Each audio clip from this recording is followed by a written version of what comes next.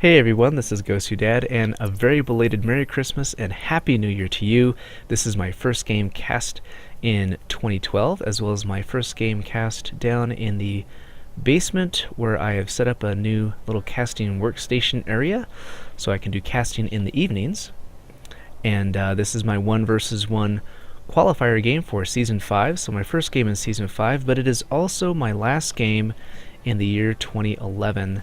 This game was played a couple of days before Christmas, and although technically not my last game only lasted a couple of seconds because my opponent left immediately, I would qualify this as my last game in 2011. So bringing the StarCraft year of 2011 to a glorious close. If you remember from my previous cast or my blog, you'll know that in Season 4 I played random for the entire season. But here I am picking a race for Season 5, picking the race of Protoss.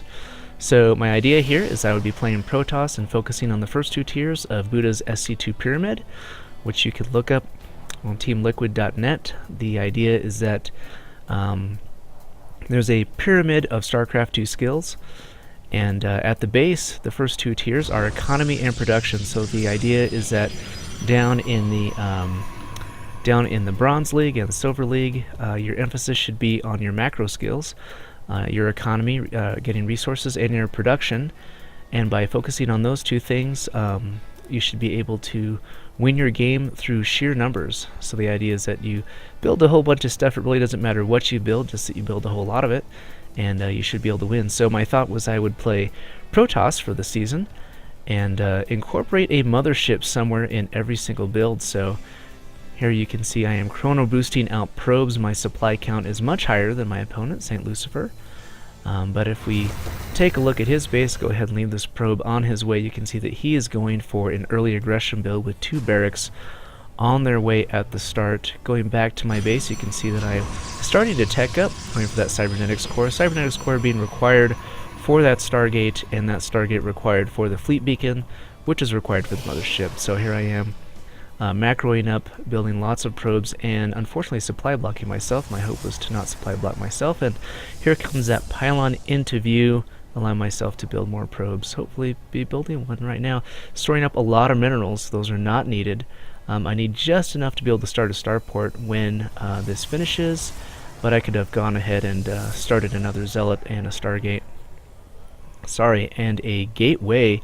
I have a pylon here, not necessarily for a proxy and 4-gate type of thing, but merely to stop my opponent from, or to know when my opponent is moving out. So it looks like he's going up to 3 barracks, so a lot of early game pressure from my opponent. And checking out the army tab, you can see he's already quite a bit higher than me in army supply, although my worker supply is much higher, and my economy is a little bit higher on minerals, but I've got gas going as well.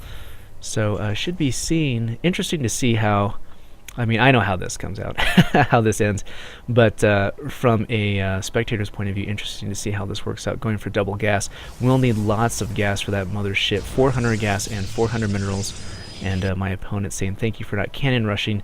Little does he realize I'm going for the exact opposite, going for a heavy tech build. Now he's got a bunch of Marines built already. Hopefully I can see those coming out, but really this pylon here is just to tell me when he expands, and this probe watching the Selnaga Tower. So if that scenario stays the way it is, I should be able to see when those guys move out, but if I don't build enough zealots here at the main base, I'm going to be in trouble. I need about 1 zealot for every 2 Marines. He's up to 12, so I need 6, and right now I only have 2. So hopefully I will get some more zealots out to counter this early aggression from him. It is a 4-player map, so there's quite a bit of distance between the 2 bases. Looks like these Marines are getting a little agitated here, ready for some action here in StarCraft 2 in Season 5. And starting to build zealots out of, or 1 zealot here. So really need to start moving, but as you can see, I'm very focused on getting this, getting the mothership started, putting down any other pylon, add some more expansions just so I can see when that comes out. Going back to my vision, I have failed indeed. I cannot see anything going on in the space and do not see this small cloud of Marines, 17 Marines headed out, going to cause some serious damage. In fact, my probe that was sitting down here at the Selnaga Tower is not there. I don't see this coming at all whatsoever. 4 zealots up at the front gate. I really should be going ahead and warping in zealots as we speak. I have plenty of minerals and whatnot for that, but you can tell I'm trying to store up enough so that as soon as this fleet baking is done, I'll be able to bring in that mothership. But these Marines about to charge up the front door. Now, these zealots, I do have quite a few, as long as they don't come down like they are right now into this storm of Marines. I might be able to hold these Marines off, especially if the mothership is finished. But at this point, the mothership really needs to be supported by a bunch of backup units, which, I mean, the probes could act as that, but, I mean, the mothership has just started, so there's really no way that I will be able to finish in time, and I think these Marines are just going to clean me up, canceling that cannon. Not quite sure why. I think I was just trying to get in that zealot there.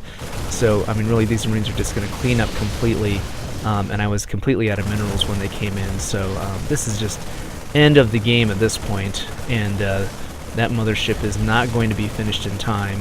I suppose if these probes can distract the Marines long enough, I may be able to get that to work. Instead, they're just going to sit here and just get destroyed and die. So you can see Marines very powerful in the early game, and I highly advise Protoss players to not go for mothership right away.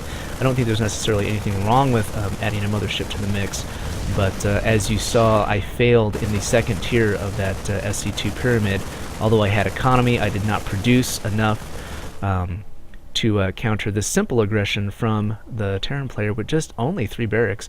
And you can see back at his base, he already has a nice little garrison ready to go. So, well, that will do it for my 1v1 qualifier game for Season 5.